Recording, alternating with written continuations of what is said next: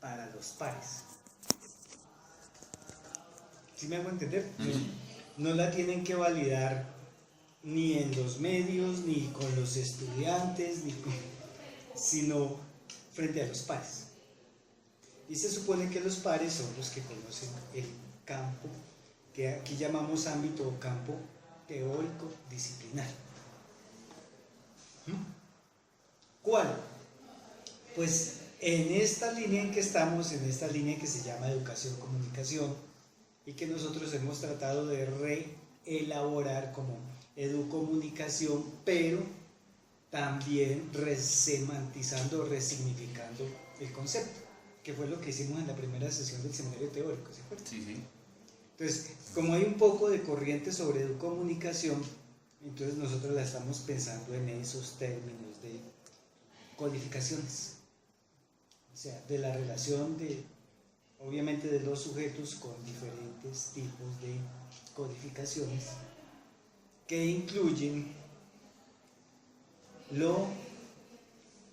eso que se llama mediación cognitiva y estructural, y que eso se remonta pues a lo fundamental, que es el mito y el lenguaje. Por eso Martín Serrano utiliza el concepto de mito, porque para él no es metafórico, es decir, es todo el sistema de conocimientos y creencias, si queremos ponerlo en esos términos pues convencionales. Todo el sistema de conocimientos y creencias es la mediación cognitiva, ¿sí? Y todas las formas en que eso se transmite y circula y luego se institucionaliza, como lo presenta en la producción social de comunicación. Pero la institucionalización es un fenómeno muy moderno, digamos.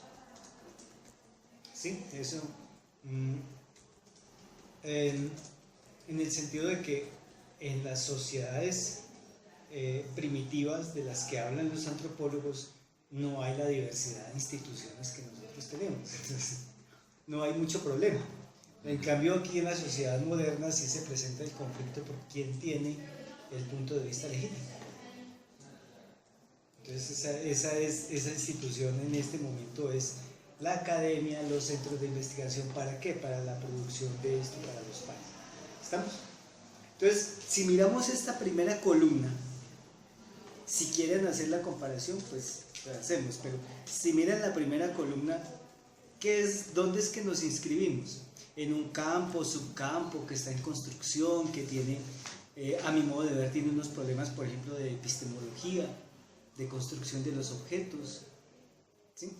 Entonces, ese campo, subcampo que nosotros estamos trabajando se llama la educomunicación,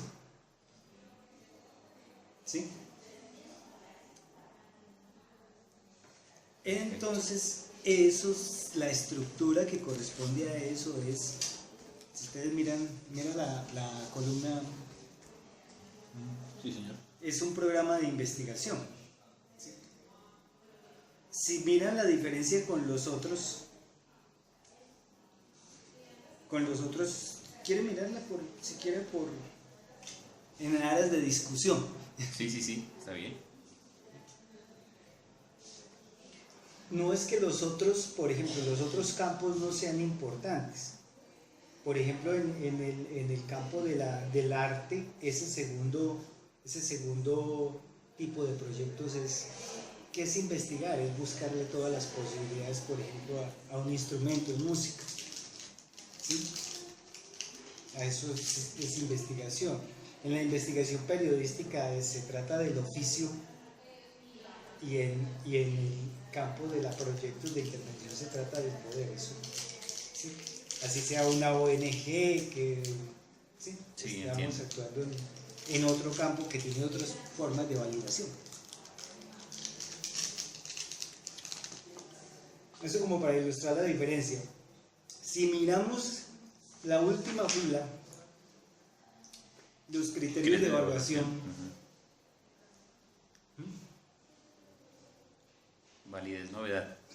claro, dentro del campo, es decir, son unos expertos que nos dicen que son nuestros pares, que nos dicen, oiga, usted ya es nuestro par, porque sí, esto Mientras que en el otro la evaluación depende de si sirve para algo o no, de lo que estábamos hablando hace poco. Si es eficaz, si es eficiente, si es efectivo. Veracidad de impacto, eficacia, eficiencia, efectividad.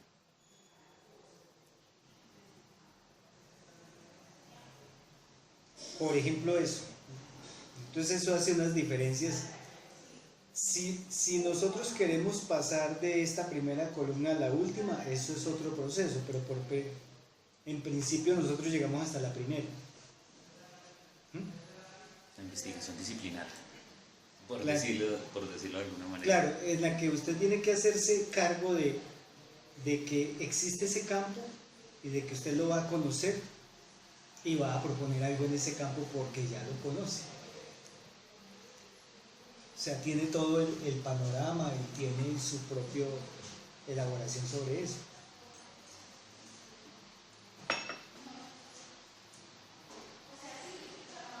Entonces, claro, eso se inscribe en un programa de investigación, nosotros tenemos algunos rudimentos de eso. Las fuentes fundamentales son bibliográficas.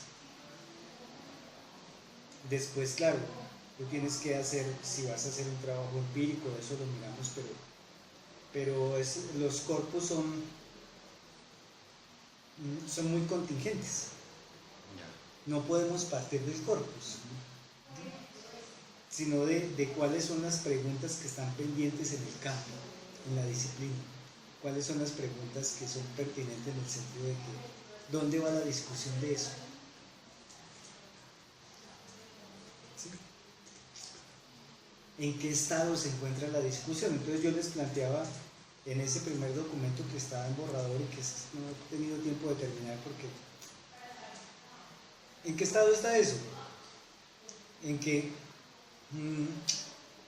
tenemos la educación la educomunicación como movimiento social, como movimiento institucional, ¿sí? Como propuesta institucional, como alfabetización mediática, ¿sí? Y tenemos la educomunicación solamente como transmisión cultural, como proceso de transmisión cultural. Y entonces, claro, al lado de la educación mediática, que está la educación cotidiana y está la educación escolar, ¿sí? Que se caracteriza no por la institución, sino por el tipo de códigos. O sea, en esta mediática prima lo oral icónico, lo icónico narrativo, en la otra prima lo alfabético argumentativo, y en la otra prima lo oral y lo ritual, digamos. Esas son como las tres.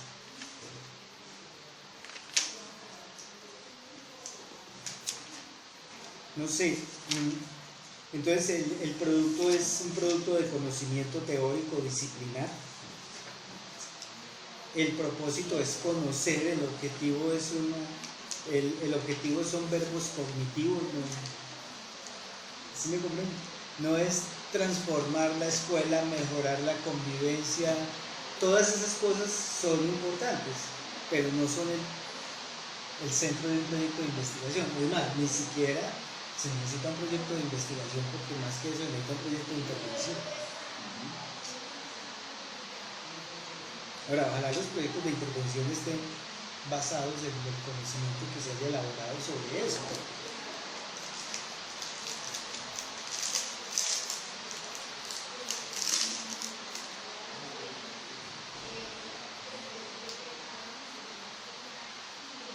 No sé, que para mí es claro. Hay una pregunta que siempre hacen cuando uno se presenta, como en lugares académicos, seminarios, cosas de eso, uno lleva una ponencia y uno trata como de plantear algo cercano a esta dimensión teórica de la investigación, y surgen preguntas como: pero profesor, no nos queda claro cuál es el corpus de su investigación. Salen con ese latinazo ahí, con ese latinazo. Entonces uno como que trata de ubicar eso, a ver a qué se referirá con eso, y entonces uno les nombra un lugar concreto con unas personas concretas, y eso se va a hacer ahí. Pero esos son Entonces como que descansan en paz, ¿sí? Como que el que hace la pregunta dice, bueno, es que eso usted lo va a hacer. Entonces se ubica geográficamente en un espacio y en un tiempo determinado, con unos personajes determinados, en el que se va a sacar adelante la investigación que uno está, bueno, se supone que hablando y diciendo allá. Entonces se empieza a confundir entre esta clasificación que hay aquí como, bueno, pero entonces su proyecto no es teórico, es un proyecto de intervención. Bueno, sí, pero pues esa no es su naturaleza, pero bueno, como hicieron la pregunta del corpus, entonces uno responde ahí cualquier cosa para no quedar mal. O sea, una cosa de estas que se vuelve un asunto más político que sí, pero fíjate que el secreto de la pregunta está en que no esté ligada a un corpus. Es decir, si tú construyes una buena pregunta, pero dices, mañana me tengo que ir para Cali a trabajar, ¿sí? Entonces, si tienes una pregunta formulada en términos disciplinares, tú puedes buscar las maneras de validar eso con otras fuentes de información. O sea, no tienen que ser este barrio o este colegio, ¿sí? No tienen que ser estos pobladores, puede ser aquí o puede ser fuera del país, en América Latina. Sí, un principio que dé respuesta a un cierto principio universal, digamos. Claro. O sea, que sea un conocimiento que por lo se menos estudia regional. acá y que se pueda estudiar en otros lugares. Claro, y que se pueda replicar, porque es que si no se puede replicar, entonces queda una narrativa, ¿sí? Pero singular. Entonces eso puede clasificar dentro de otro género de productos, un producto mediático, sí, claro, pero no de un producto de investigación. Es que la naturaleza de esta codificación es esa. Sí. O sea, la sociología existe porque se nutre de las realidades nacionales, ¿sí? Entonces, pero si no existiera un conjunto básico sobre lo cual por lo menos tener divergencias, no existiría una cosa que se llamara sociología, ¿sí? Existirían estudios de la sociedad colombiana, de la sociedad francesa y de la sociedad polinesia, por decir algo, pero no habría forma de inscribirlos dentro de una tradición, ¿sí? Científica, si no comparten unas categorías, si no comparten un mínimo de acuerdo. Por ejemplo, el término institución. Pues claro, tenemos que ponernos de acuerdo a qué le llamamos institución, a ver cómo eso se compagina y porque es que además eso garantiza que tú puedes ver cosas precisamente porque no encajan en la definición, por ejemplo. Porque es una anomalía. Recuerden que el principio de la entropía es ese, es la disrupción. Si todo encajara dentro de los conceptos teóricos, no habría investigación posible. Es precisamente porque no todo encaja.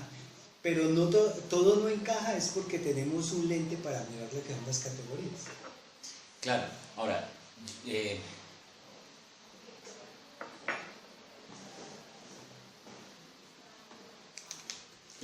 entiéndame que las inquietudes que le voy a poner no son ni mucho menos para reorientar esto hacia otras tendencias, pero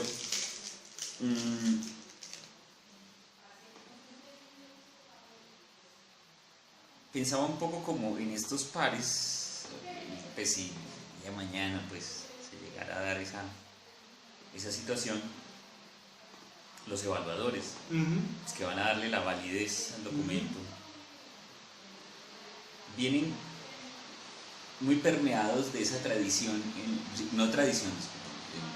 en esa tendencia en la que la investigación en el campo de las ciencias sociales, incluyendo el campo de la educación, la pedagogía, la sociología, la antropocomunicación, etc., vienen en el afán de responderle a las políticas del Estado con respecto a que las investigaciones deben estar dispuestas a aportarle al país, y entonces surgen esos discursos en los que tiene que ser un trabajo etnográfico, tiene que ser un trabajo bueno, tan popular en la Universidad Pedagógica, que es el IAP, ¿no? Investigación Acción Participante, Claro. en el que los estudiantes están ahí como, ¿no? Los mandan a las escuelas, a los colegios que hagan ejercicios de intervención. O sea, ahí va a haber una tensión. Una tensión que, digamos, a mí me tiene sin cuidado, ¿sí? Yo pues, hago parte de un grupo que se denomina Mamados de Conciencias. ¿Se llama así? Sí, se llama así. Pero está muy bueno eso, me tiene mamado. Mamados de Conciencias. Sí, claro. A mí esa discusión no me tiene sin cuidado, sino que hasta qué punto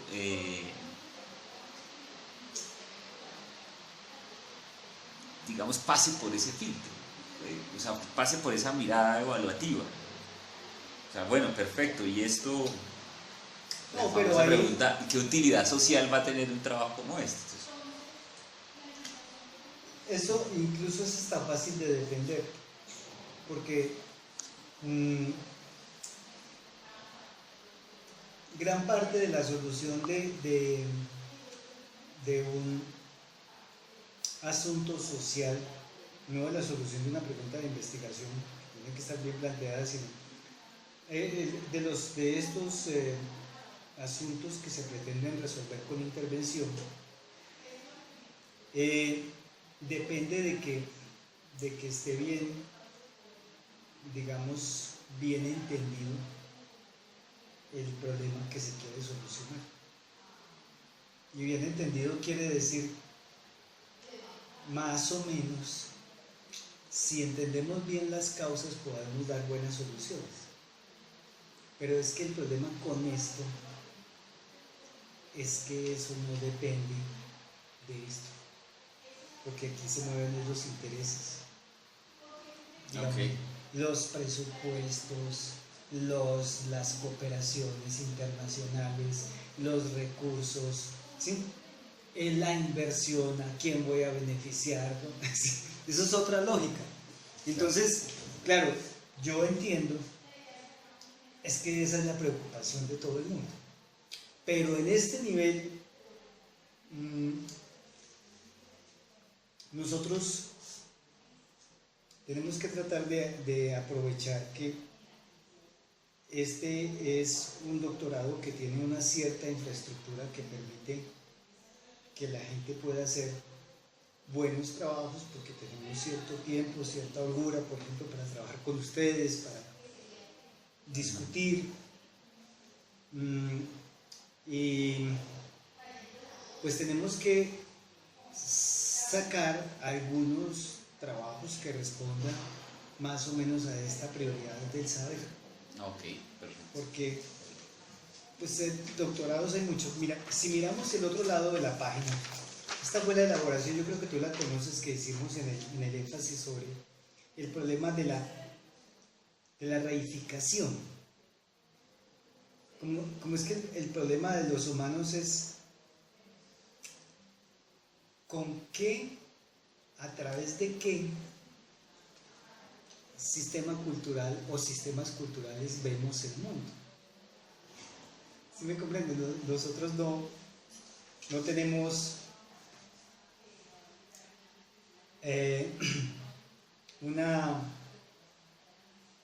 ¿cómo digamos? Los humanos no nos relacionamos con el mundo en términos de estímulo, respuesta y ni siquiera de causa-efecto, ¿sí? Sino en relaciones de mediación, es decir, buscando el concepto mediación en su más amplia acepción. Entonces ya nuestro carácter simbólico, que es el nombre que le dio Carnap, o sea, es el animal político, es el animal simbólico, es el animal sísmico, es el Homo sapiens, ¿sí? Pero fíjate que todo tiene que ver con un reordenamiento de nuestra relación con el mundo, que no es la de los otros seres vivos. Entonces, para nosotros este proceso de reificación del mundo, o sea, ¿cómo dijéramos? Como de recosificar el mundo. Sí. o sea, de tomar distancia del mundo. Entonces, lo hacemos a través de dos procesos. Esto está muy en Marx, que es el filósofo que yo conozco, pues todo el mundo dice que él es hegeliano, pero yo no sabría decir, pues yo nunca he leído a Hegel y lo que he tratado de leer me ha pateado, pues, sí me compré.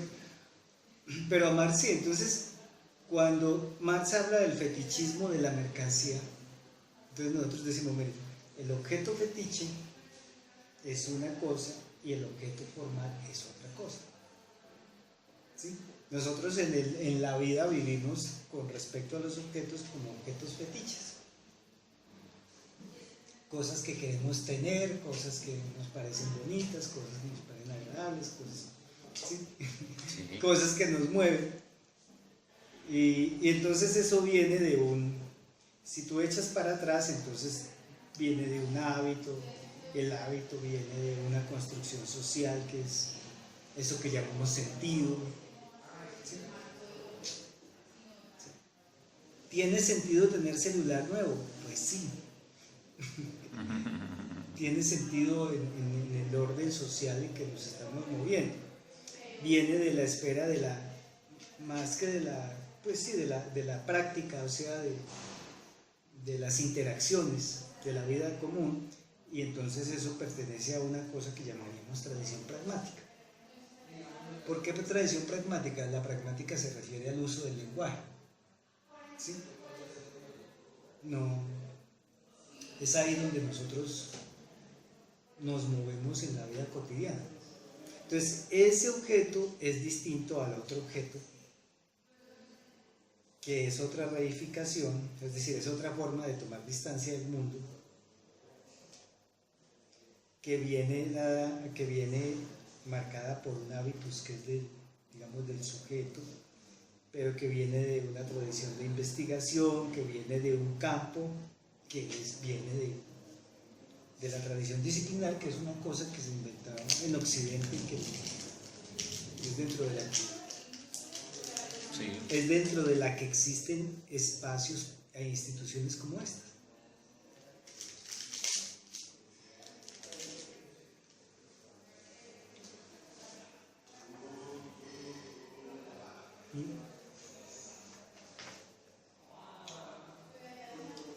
Entonces,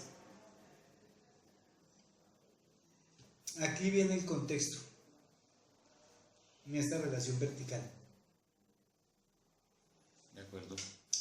Aquí viene la gramática, en la construcción horizontal.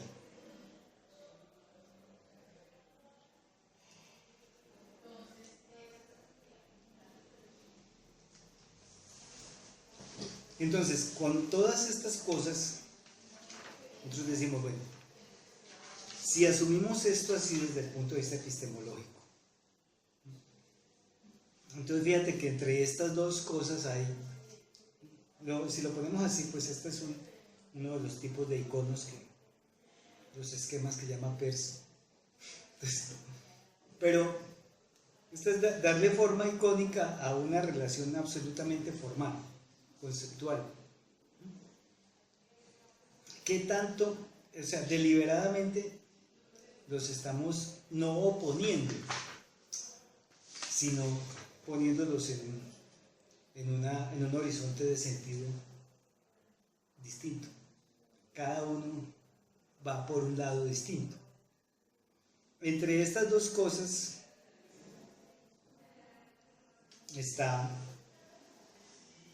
¿cuántos puntos de contacto hay? Bueno, ya hay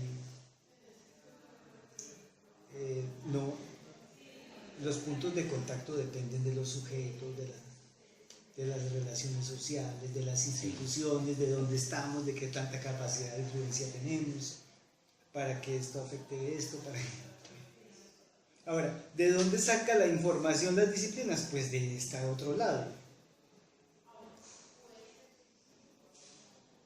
Se alimenta.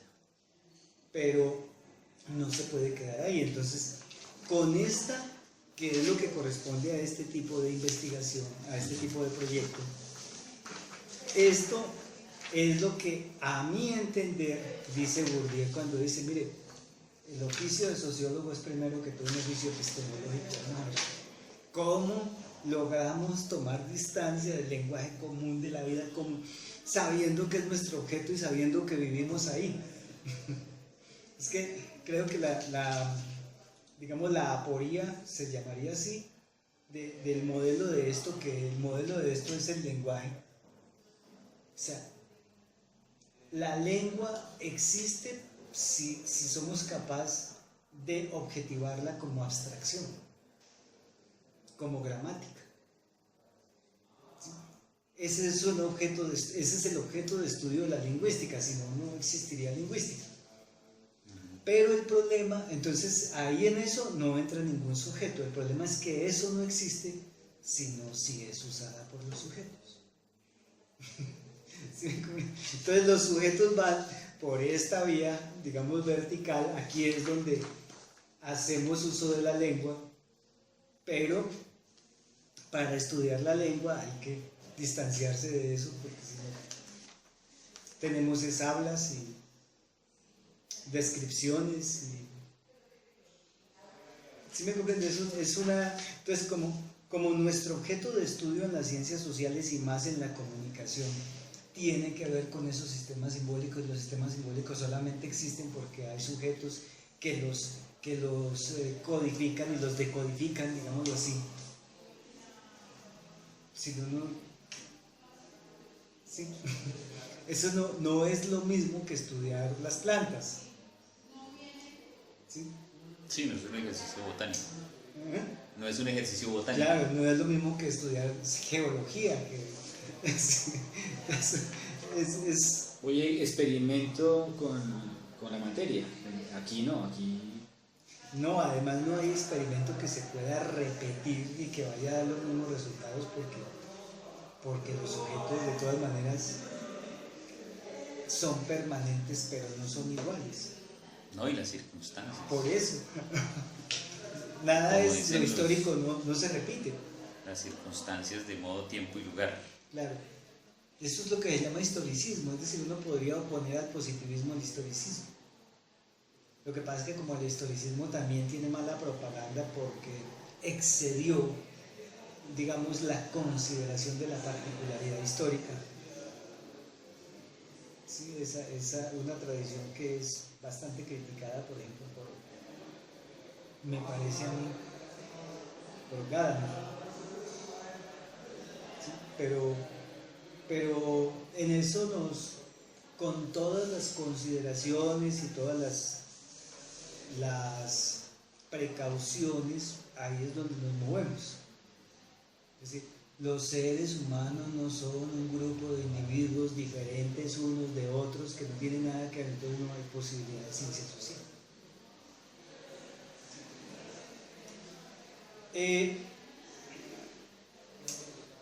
Hay un capítulo de Foucault que a mí me gusta mucho, que es el de ¿cómo se llama ese capítulo? El de la episteme moderna en las palabras y las cosas. No sé. Está el dedicado a las meninas, está Sí, pero es que... el otro que está dedicado a la botánica. Sí, ese se llama clasificar. El otro dedicado a... Cambiar, que es el de la matemáticas. economía, y hablar, que es el de la lengua, de la lingüística, más bien, que se llama filología. Entonces, en ese capítulo, como es el asunto de las ciencias humanas, Sí.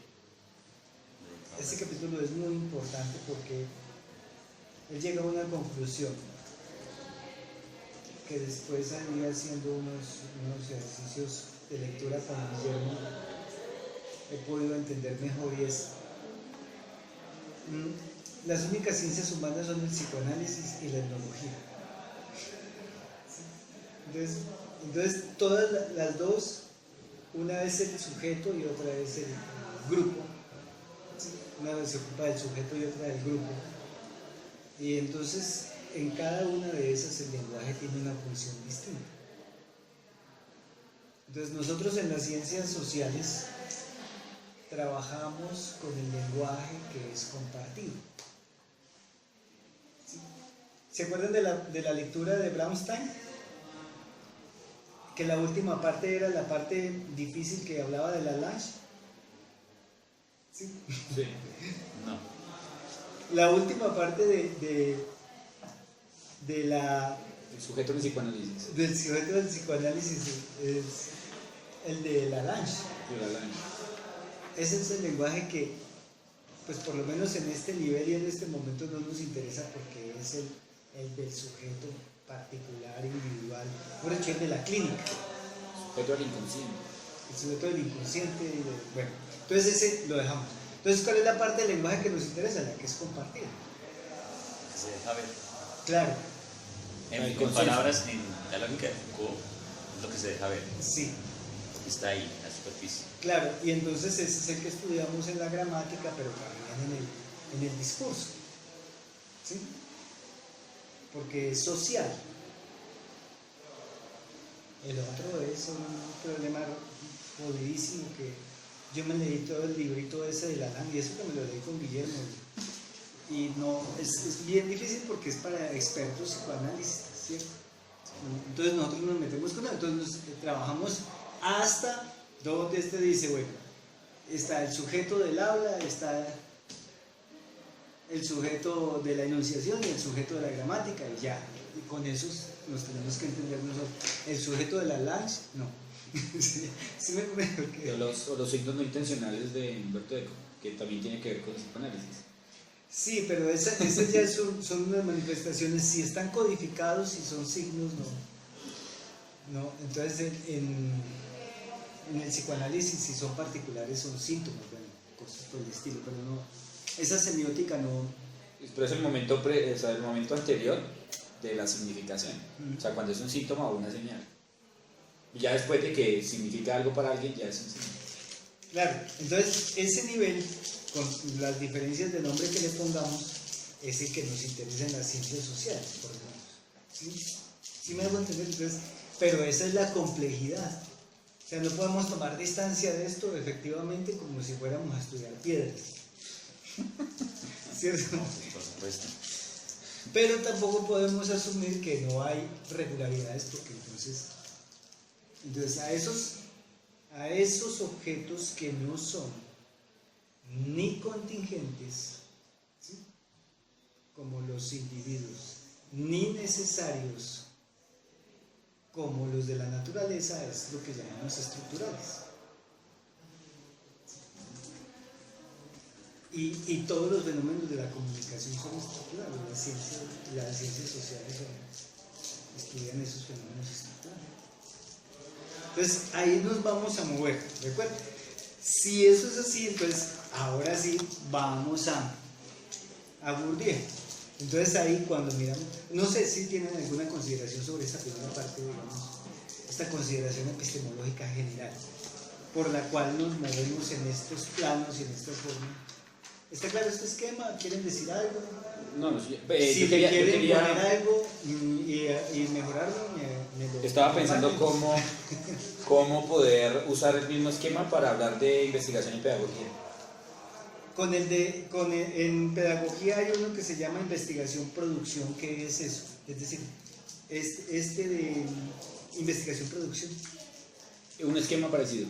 No, es decir, en esto podríamos decir, yo incluso estuve a punto de meterlo, pero no quise porque no me interesa ahora. Acá en la columna que dice investigación-producción, Sí. esa columna incluso puede tener dos variantes en relación con la educación, que una sería la investigación-producción pedagógica y otra sería la investigación-producción didáctica.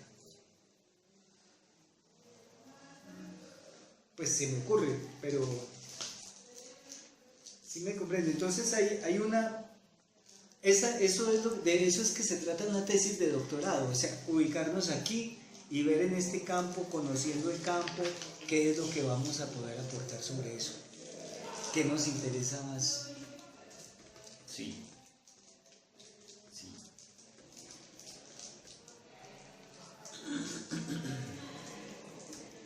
El otro asunto es importante. Pero estaba pensando y tratando de cruzar, porque ahora sé que vamos a hablar, y quieres hablar de lo de Bourdieu, sobre el trabajo de investigación que él publica como la distinción. Yo entiendo, o sea, eso no es un trabajo disciplinar. La distinción no es un trabajo disciplinar. O sea, la distinción es un trabajo que tiene mucho de campo. Sí.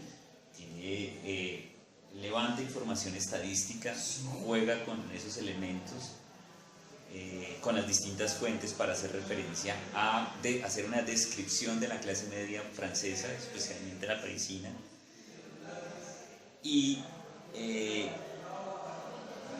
para introducir cada uno de sus elementos de explicación sobre este o aquel fenómeno que va encontrando, que va viviendo en capítulos, hace una explicación, una definición, qué sé yo, entender el campo. Entonces, en este sentido, campo se debe entender de esta manera. Ahora, viéndolo acá, entonces ocurre, está aquí plasmado, están estas tendencias en el consumo, están estos lugares en los que van, etc. Entonces, claro, este planteamiento, ante lo que tú nos compartiste, o sea, cuando yo cruzo, claro, mi afán cuando yo traigo la propuesta, mi propuesta de trabajo, que está relacionado con una semiótica de las mediaciones, sí, que eso es lo que quiero hacer.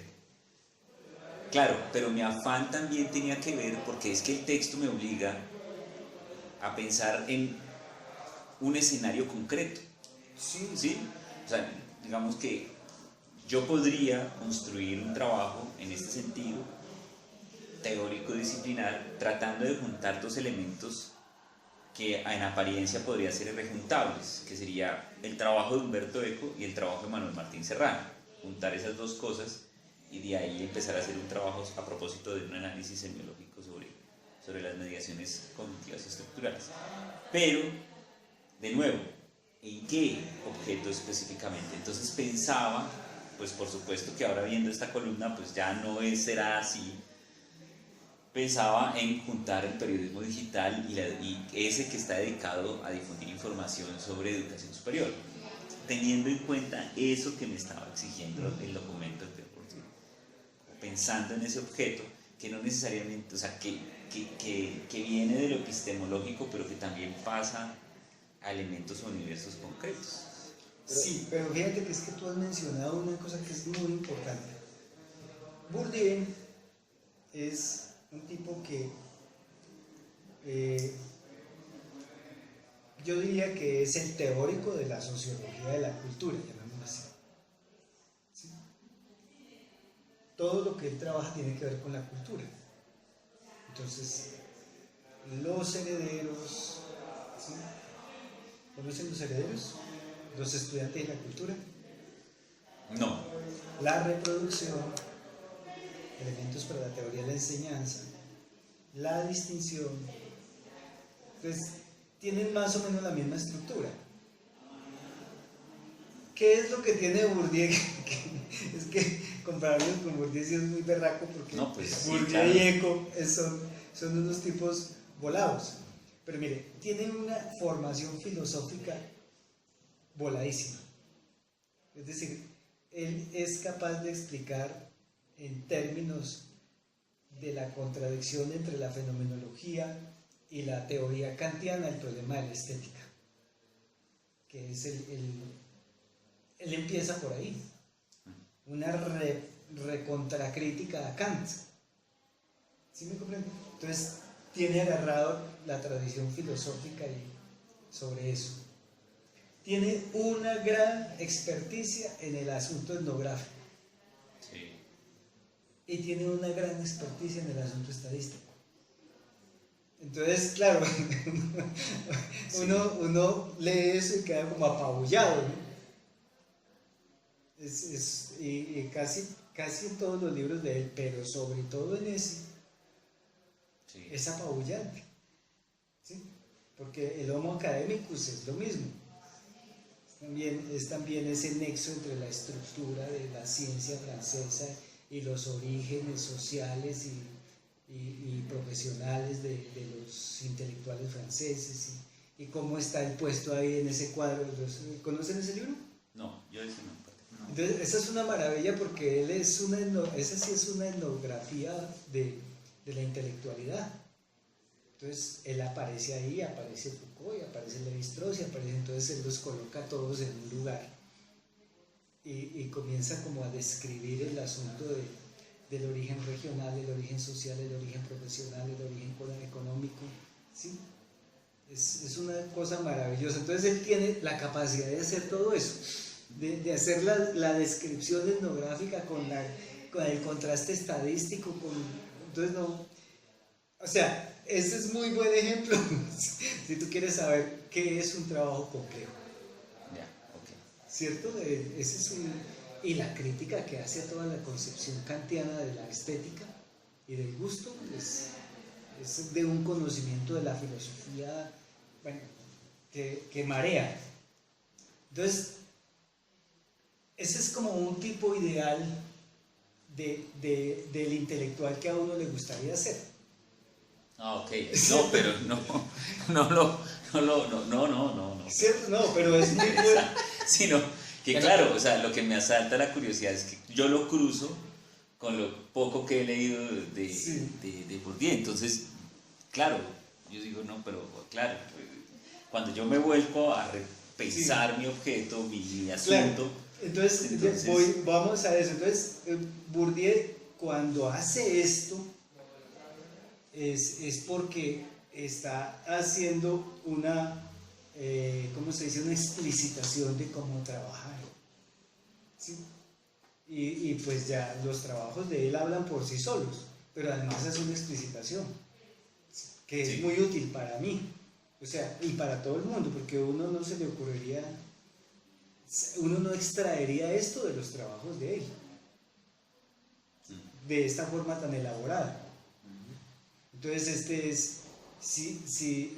esta es una guía que a mí siempre me parece útil volver a ella, porque me parece que nos permite ir despacio con el problema de la construcción del objeto y de la pregunta. Y entonces ejercer esa vigilancia, oiga, estamos tomando suficiente distancia, estamos realmente poniendo esto en relación con categorías teóricas o lo estamos poniendo en relación con nociones de sentido común y objetos sociales que no son objetos epistemológicos. ¿Sí? Entonces él comienza a decirnos el caso de Marx y la construcción de la categoría de mercancía, y resulta que la mercancía que se ve, se toca, se almacena, se vende, se cambia, ¿sí? Eso para mí no tiene importancia.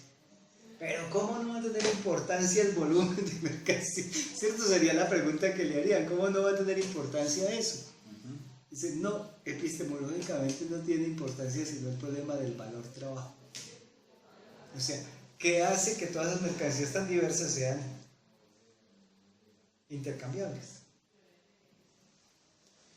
Y entonces eso no se ve. Es el asunto estructural del fenómeno, que se le puede aplicar a toda situación que requiere ese análisis, ¿no? Y precisamente eso es lo que tiene que ver con lo científico, que pueda ser replicable, que se pueda repetir, ¿sí? El análisis a muchas situaciones parecidas, que no sea contingente. Exactamente, que no sea contingente. Pero entonces en este caso no es necesario, no es la definición clásica de ley científica que dice que es la que establece nexos objetivos permanentes necesarios entre dos fenómenos. No, las relaciones entre los fenómenos acá no son necesarios, pero tampoco son contingentes, sino esto que llamamos estructural. Entonces, incluso para la historia, ¿sí? Incluso para la historia que se supone que es el estudio del cambio. Sí. No es el estudio de la permanencia, sino del cambio. No sé, entonces, cuando tú me planteas esto de los corpus, entonces, yo te sugiero, ese es un fenómeno interesante, pero entonces saquémoslo del mundo, de la circulación, de los medios que vemos todos los días y tratemos de pensarlo en términos de una tradición teórica, entonces en términos de las mediaciones, en términos de los códigos. ¿Cómo podemos formular una pregunta en estos términos? Sí, de acuerdo. De tal manera que ese asunto contingente, que es cómo hablan los medios digitales, llamados digitales, de un fenómeno como la educación superior o como la universidad, ¿sí? Teniendo en cuenta que la universidad es una institución, la educación superior es un nivel, ¿sí me entiendes?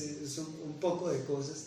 Entonces es tratar de pensarlo al margen de eso para luego volver a eso. Que es lo que tratar de sacarlo del concreto real, volverlo concreto de pensamiento para volver al concreto real. Bueno, por decirlo en la forma en que lo dice Marx, o construir la hipótesis, que la hipótesis se construye teóricamente para volver a la empiria, a la medición, ¿sí? Que de eso hay que hablar luego. Si eso lo vamos a medir, lo vamos a describir, cómo vamos a hilar las propiedades, las características o cómo las vamos a... Bueno, eso es otra cosa.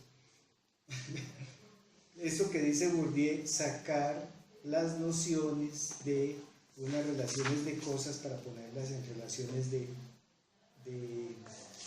conceptos.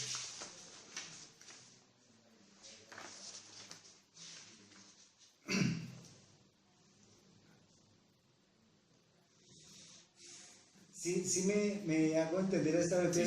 Está bien ese problema, o sea, yo lo acojo y me gusta pero entonces dejemos de pensarlo en términos de cómo funciona empíricamente, a ver cómo, porque si tú te pones a leer esto, a lo mejor llega a la conclusión de que eso está resuelto. Sí, claro, porque eso también, está explicado. Sí, yo también, claro, yo vengo de otra tendencia, yo vengo de escudriñar el trabajo de Michel Foucault. ¿Sí? Entonces, cuando se trata de mirar cómo es que el señor Foucault construía esos objetos, o más que esos objetos, cómo era que hacía, él trabajaba y qué tratamiento le daba a los archivos, a los enunciados, pues está este libro que se titula La arqueología del saber. Sí, que es un libro dificilísimo. Sí, entonces para mí ese es un documento, pues a ustedes les parece, pues a mí me parece muy claro, me parece muy interesante. Pero claro, yo lo que intento es, yo venía con esa, pero venía con esa idea, obviamente ya no. Pero no tienes que cambiar de fíjate que ahí hay un problema de esa visión hace posible construir, digamos, un objeto de otra manera, un poco distinta a esta. ¿Cómo sería? ¿Qué ibas a decir? Es que no, tiene que ver, claro, tiene que ver con, por ejemplo, ese capítulo dedicado al tratamiento de los enunciados. ¿Sí? Como yo tengo en el archivo, yo me encuentro con los documentos y empiezo a resaltar aquellos enunciados que me evocan en un marco que yo ya me tracé, que en el caso de él era la relación deseo, cuerpo y subjetivación. Claro, pero fíjate que ese es su universo. Sí, pero fíjate, con base en él, disculpa es que una interpelación. Esa cosa, eso que tú estás diciendo ahí, esa es la construcción de un objeto formal. O sea, la relación entre estos fenómenos. ¿Sí me comprenden? No es el fenómeno del deseo, ni es el fenómeno de ¿cuál es otro dijiste? Deseo, el cuerpo y la subjetivación. Claro, el objeto no es el cuerpo, sino la relación de esto con lo otro. Entonces la relación es una cosa que no está. Que no hay que hacerla, hay que construirla. Hay que construirla como pregunta y después hay que construirla como A mí me gusta mucho una cita aquí del texto de Bourdieu, que habla de Bachelard demuestra, en la página 41 dice, Bachelard demuestra que la máquina de coser se inventó cuando se dejó de imitar los movimientos de la costurera. A eso se le llama ruptura. Sí. La sociología tendría sin duda sus mejores frutos de una adecuada representación de la epistemología y las ciencias de la naturaleza si se tuviera a verificar en cada momento que construye verdaderamente máquinas de coser en lugar de trasplantar penosamente los movimientos espontáneos de la práctica ingenua. O sea, probablemente uno por fijarse en la experiencia todo el tiempo, no pueda ver las relaciones que están determinando el fenómeno, digamos, que van más allá. Pero fíjate que es que ahí hay una cosa que es una postura epistemológica, ¿cierto? Pero las posturas epistemológicas comparten una cosa, y es lo no evidente. Entonces, lo no evidente es lo que trata de establecer Foucault. Además, Foucault en eso es muy claro. La episteme moderna se construye cuando dejamos de pensar en las cosas y pasamos a las abstracciones. Entonces dejamos de clasificar y pensamos en la vida como abstracción. Entonces dejamos de ver la riqueza y empezamos a pensar en el valor del trabajo. Y dejamos de ver la lengua como representación y comenzamos a verla como gramática. ¿Sí? O sea, como reglas, no como...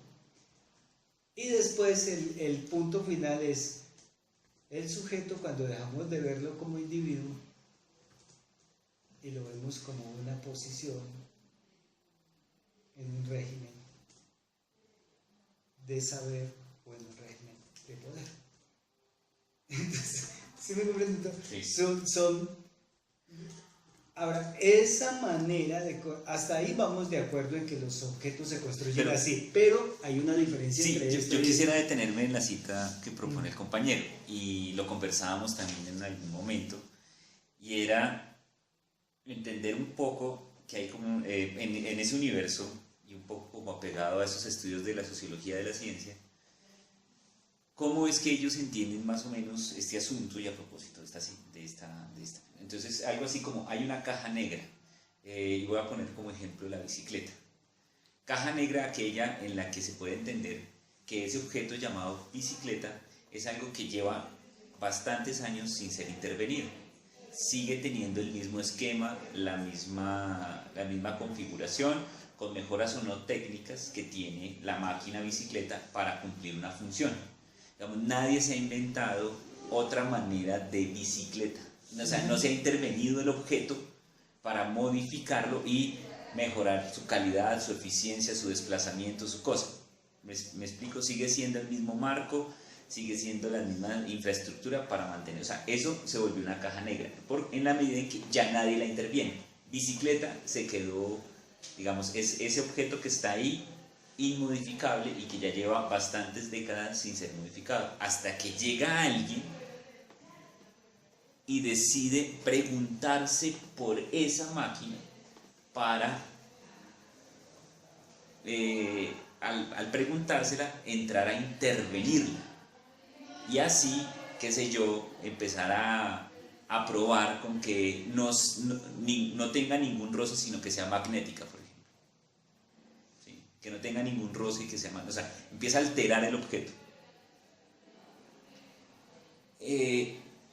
Cuando está ahí y plantea a partir de la cita esa transformación, o sea, dejar de coser a mano oiga, intervengamos esa práctica, sí. Y ahí viene la conexión con Foucault. Intervengamos esa práctica y creamos una máquina que nos permita acelerar esa misma práctica, pero con esta máquina. Y esta máquina, que inicialmente puede ser de un tamaño, en otra generación viene y la interviene, o para reducirla, simplificarla, modificarla, y a su vez generarle o producir más velocidad. Esto asociado a propósito de la producción, de la productividad, de todo lo que está asociado alrededor de esa máquina. O sea, es decir, que hay unos discursos que modificaron esa práctica, pero inicialmente fue la práctica la que intervino en el discurso. Y ahí es donde viene Foucault, porque en la medida en que cuando él trata el enunciado, trata los archivos, él no está buscando o no se está haciendo preguntas sobre lo que no está, sino se hace preguntas sobre si eso se hizo discurso es porque hubo una práctica y esa práctica, ¿sí?, se institucionalizó o se convirtió en tal, ¿sí?, el tratamiento a los locos, los anormales. O sea, antes, ¿qué hacemos con todos estos que están por acá? Entonces, no. ¿Qué hacen las familias? No, los recluyen, los dopan, mire, si esta práctica, entonces intervengámosla. Entonces creamos una máquina llamada clínica, o ya creamos una máquina llamada psiquiatría. Y alrededor de esa máquina un discurso que la justifica. Entonces la psiquiatría, la psicología, el psicoanálisis, ¿sí? O sea, es bien donde viene la práctica. Entonces es cuando yo pienso en esto, en estos términos, claro, pensaba un poco como ahí está la práctica, y esa práctica se institucionaliza a partir de unos enunciados, de unos discursos, de lo que se dice a propósito de esa práctica, en tanto que es visible para todos, todos decimos y hablamos de ello, pero nadie se pregunta por eso, ni se cuestiona, porque así como la bicicleta, nadie la interviene porque ya está dada. Es que las bicicletas son así y así se hacen y así se diseñan y así son. Yo entiendo que eso es lo que, eso en términos Foucaultianos se llama el discurso de época, que es el saber. O sea, el saber está compuesto de todo lo que se habla alrededor de, ¿sí?, incluyendo los llamados conocimientos científicos, pero también los conocimientos comunes, los discursos, digamos, religiosos, esotéricos, todo lo que, ¿sí? Entonces, ahí hay una pequeña diferencia entre saber, en términos de hecho social, que se expresa, digamos, en la aparición de ciertos términos. Yo entiendo que para Foucault eso es muy sensible. ¿Cuándo aparece el término tal? ¿Cuándo comienza a hablarse de? Sí. ¿Cierto? Y entonces él busca en los archivos del siglo XVII, del siglo XV, y hace toda una arqueología. Una arqueología. Usa la palabra para nombrar. Que es la metáfora. Sí, claro, usa la palabra para. Exactamente, hace un metalenguaje de vida. Entonces, eso es. Pero siempre está guiado por una pregunta que tú le dijiste al principio. O sea, si no tenemos pregunta, ¿qué vamos a buscar ahí? ¿Qué vamos a buscar en el archivo? O la búsqueda es ciega y se mira si hay un patrón en lo que se encuentra. O sea, o es que uno, o también me pregunto, uno simplemente puede ir a sistematizar, porque recuerdo la experiencia de unas mujeres inglesas cuando empezaron a sistematizar la disposición de las estrellas, entonces para ver las galaxias y los sistemas. Pero ellos no tenían realmente, simplemente sistematizaron todo el tiempo la ubicación de las estrellas y luego empezaron a encontrar patrones. Pero de pronto la pregunta no había de pronto una pregunta muy clara sobre qué era lo que querían sistematizar o qué era lo que querían encontrar, sino de pronto que cuando uno se interesa en un tema y lo quiere poner en relación con otro, empieza a buscar cuál es el estado de la cuestión. Entonces, ¿qué dicen los autores más reconocidos y autorizados del campo, más citados por otros académicos? Y empiezan a encontrar esa información, la empieza a sistematizar y en algún momento se da cuenta que hay una relación que no ha sido evidente, o sea, que yo sí encontré, pero de pronto no haya necesariamente una pregunta de partida, sino un movimiento de dar cuenta del estado de la cuestión, y en ese proceso uno puede encontrar relaciones no evidentes. Pero el estado de cuál cuestión.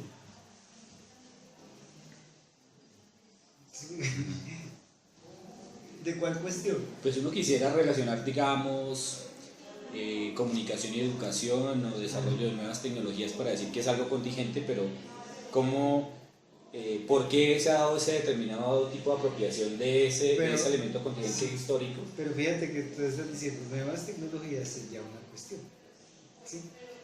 Nuevas tecnologías tú tienes que empezar a decir a qué se le llama nuevas. ¿Nuevas respecto a qué? En rigor todas las tecnologías son nuevas. ¿Sí? O bueno, cosas por el estilo. Pero bueno, estas son las discusiones que tenemos todavía que moler un poco más. Pero fíjate que tú tienes una tradición que me parece muy interesante, pero es distinta a la que estamos planteando desde acá. Sí, pues, ¿Sí?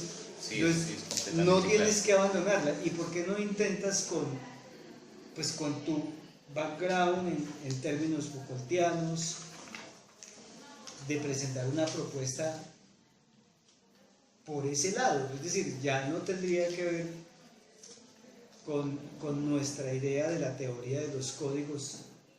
No, sí, no pienso renunciar a la propuesta y al interés del grupo y a lo que me interesa ahora. Por eso pensaba o pienso y lo escribí, o sea, lo tengo dentro de mis iniciativas, lo estuve pensando bastante rato sobre esa semiología de las mediaciones.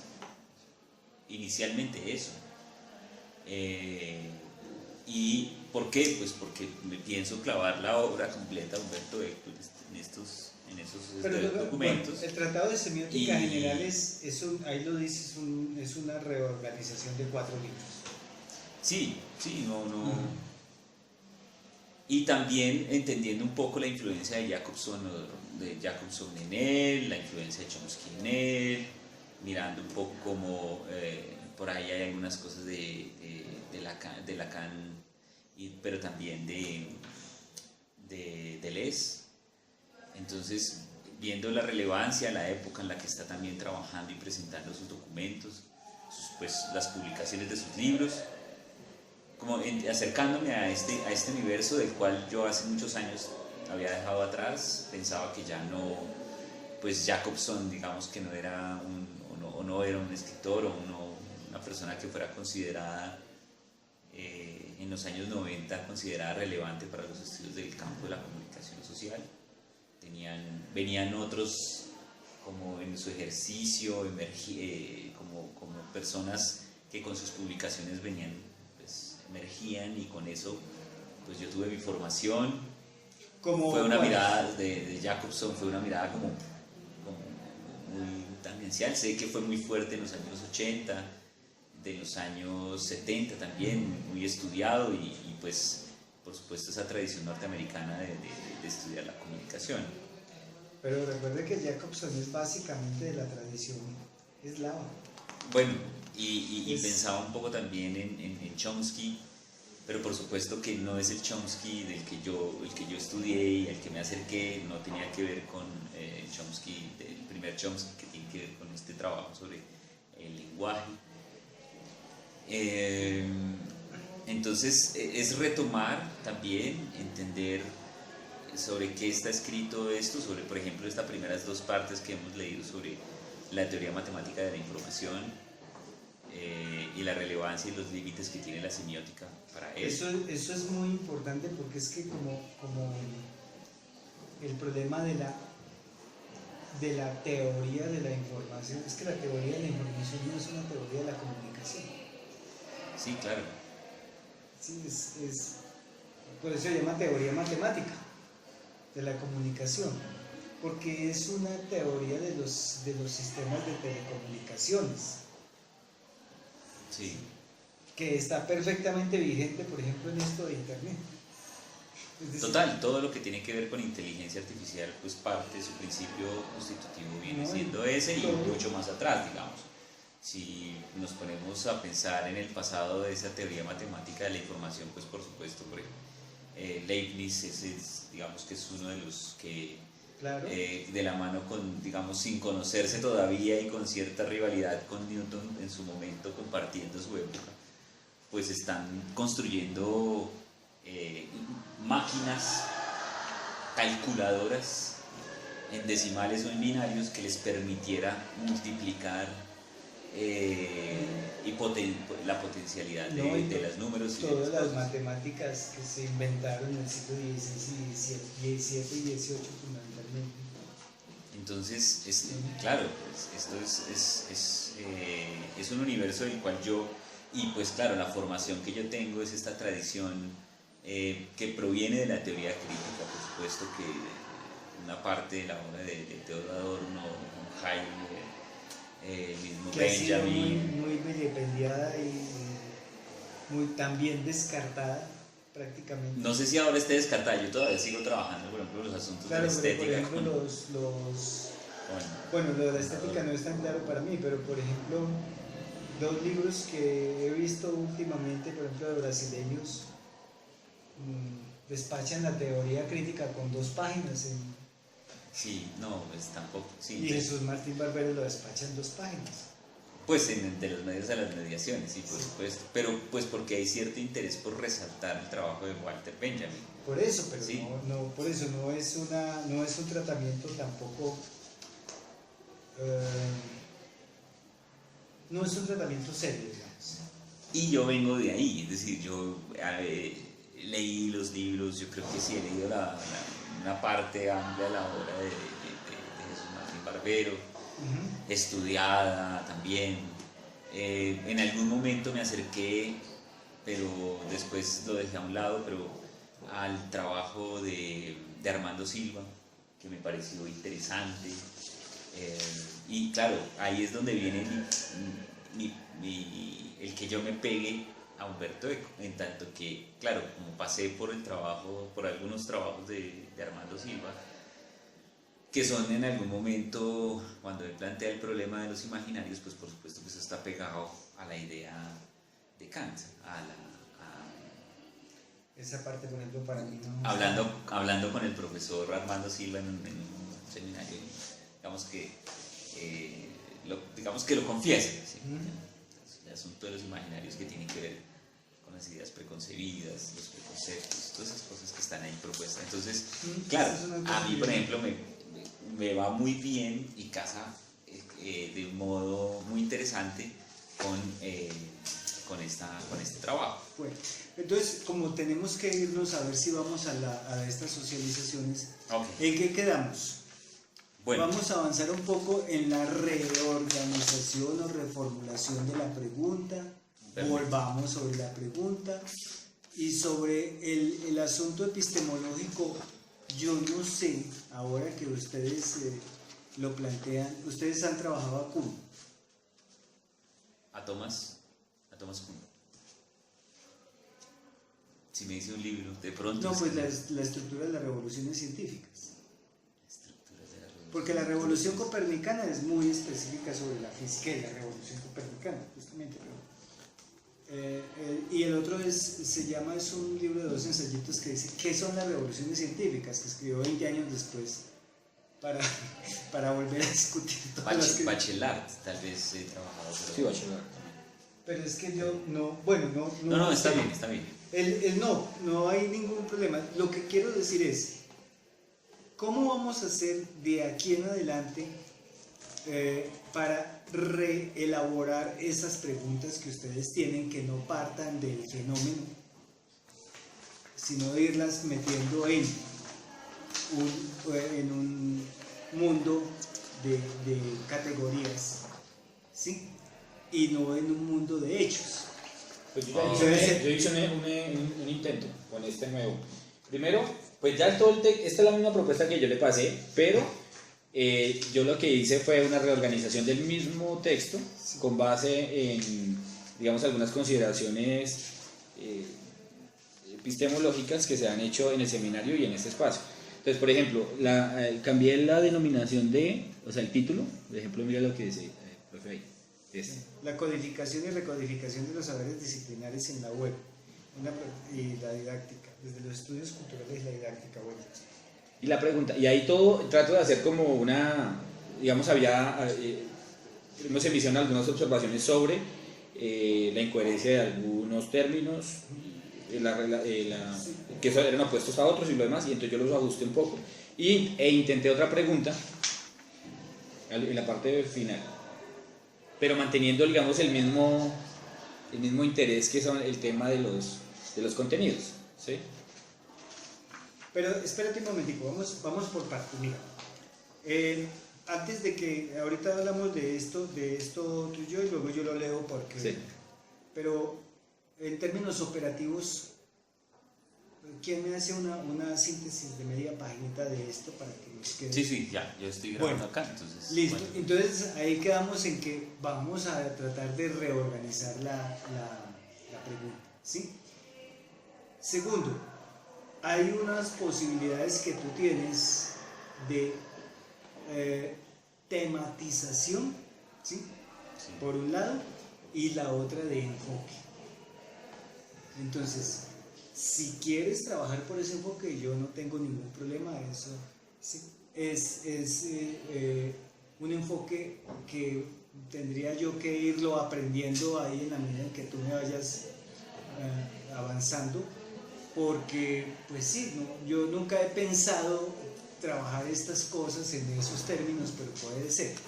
La otra es en la teoría, digamos, de los códigos, en la teoría estructural, en esto que estamos viendo de ECO, que me parece que todavía es,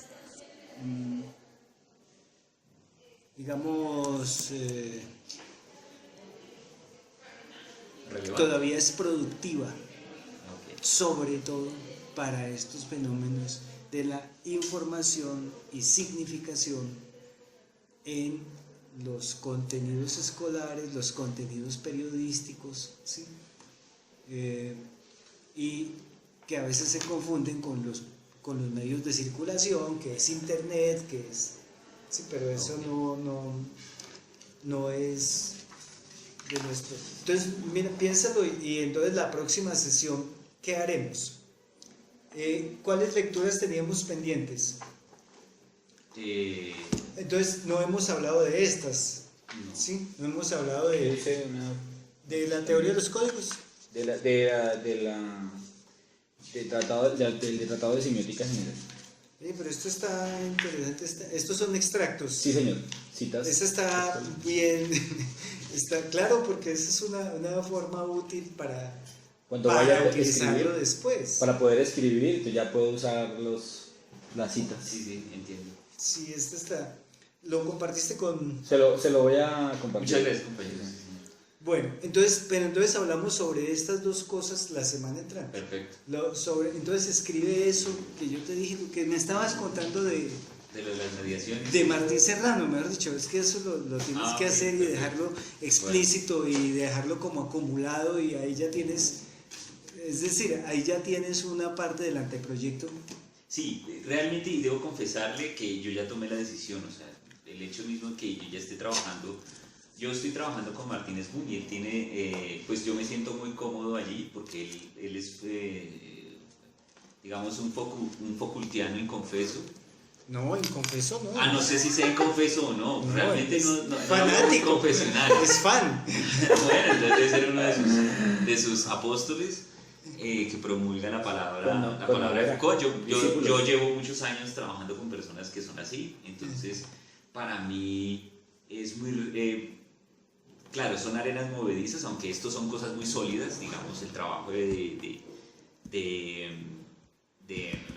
Humberto Eco, de Manuel Martín Serrano, son asuntos muy sólidos, digamos, aquí está la definición y es por acá y esto es así y esto es así, o sea, es muy claro.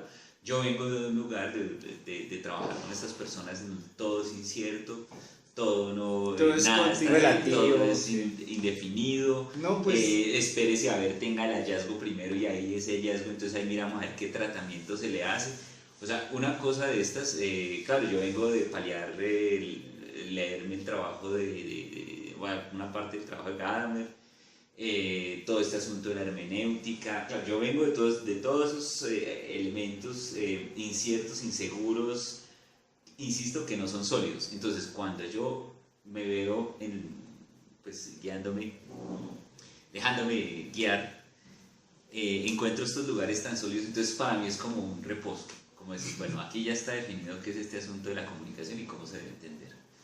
cuando se trata de los estudios de la cultura, entonces ya sé cómo se van a entender. Cuando es con Manuel Martín Serrano, pues por supuesto yo le decía con alegría al compañero, mire, el hombre presenta un modelo canónico para el análisis de las mediaciones cognitivas y también un modelo canónico para el análisis de las mediaciones estructurales, y ahí hay un modelo y ahí se puede aplicar.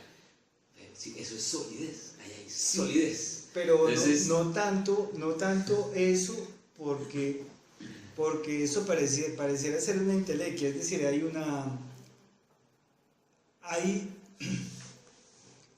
en esa tradición que es más de, por ejemplo, que viene desde, a mi modo de ver, desde Trubetskoy. Entonces, cuando Trubetskoy se mete a estudiar la fonología, entonces esas son cosas necesarias para, digamos, con toda la diversidad de lenguas que hay en el mundo, ¿sí?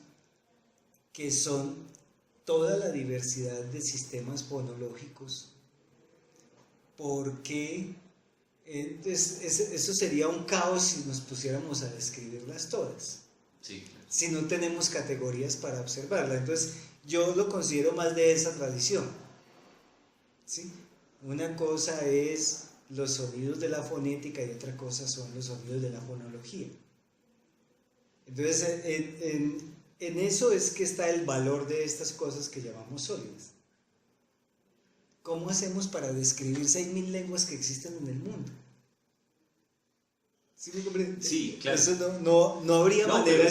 Pero yo, digamos, yo me estoy moviendo, o sea, yo no... No, está bien, sino que esa plasticidad hace parte de mi formación en el pregrado, digamos, que cuando uno lo forman en el campo de la comunicación social, a uno lo van formando en esa plasticidad, o sea, sí. Uno no puede quedarse en un solo lugar. Y este movimiento que estoy haciendo me parece muy importante, porque claro, me da la posibilidad de entender, bueno, tengo la semiótica y tengo las mediaciones. Bueno, ¿por qué no hacer una semiótica de las mediaciones? Pero entonces una semiótica de las mediaciones, entendiéndolas como se entiende Manuel Es que mi proyecto de investigación hace eso, es decir, claro, juntar esas dos cosas. Exacto, entonces si están ahí, entonces ahora cómo me acerco, cómo empiezo a juntarlas, cómo logro como...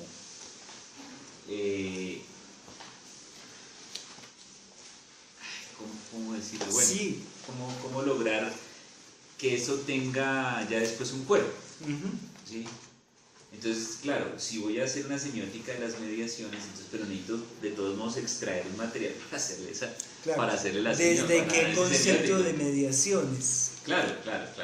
No, pues el de Manuel Martín Serrano, pues es el concreto, es el que está ahí y con el que me podría, digamos, casar. Pare de sufrir. Y paro de sufrir, claro, paro de sufrir. Pero el asunto es juntando esas dos cosas, la semiótica, pero la propuesta por Humberto Eco. Sí. Y las mediaciones, pero propuesta por Manuel Martín Serrano. Entonces, ahí pues ya empezar pues con todo este ejercicio de la formulación. Y el hecho de leer esas dos cosas es ya, por ejemplo, yo Martín Serrano no he leído el libro, sino el artículo. El artículo, sí. Y el otro libro que es el de la producción social de comunicación. Ya. Entonces, el solo hecho de leer esos dos libros es ya bastante trabajo. Dice, ya tendrías como dar cuenta de una tradición, de una disciplina, ¿sí? que es vamos a llamar comunicología, es decir, esos son los objetos propios de una cosa que podríamos llamar la tradición comunicológica. Es que además este campo es bastante... Y eso se puede juntar perfectamente con el concepto de Martín Barbero. Que es el de las matrices de cultura, que son las mediaciones. Los procesos de comunicación y matrices culturales. Claro. Entonces, las matrices de cultura son las mediaciones a través de las cuales los receptores se encuentran con los mensajes de los medios, por ejemplo.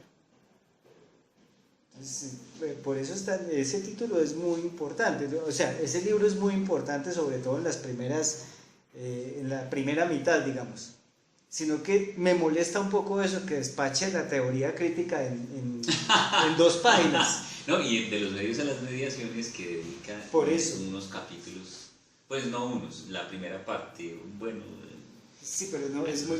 Pero Pero ese proceso que él dice que va, por ejemplo, del romanticismo, de la tradición popular medieval, el romanticismo, la antropología y el anarquismo, y Benjamin, esa es una construcción muy, muy importante, que opone a la otra que va de la ilustración a la sociología, ¿sí? A la ilustración, la sociología. El romanticismo. No, el romanticismo viene con la tradición anarquista. La otra es la que va a la ilustración, el marxismo, la sociología y la escuela de Adorno y Horkheimer, que es la que él Saca, sí. Entonces, un plumazo. a Benjamin lo sitúa en la otra. En el otro lado. Sí. Profe, 2 cositas. Ese ajuste que yo hice ahí del texto, arreglando un poquito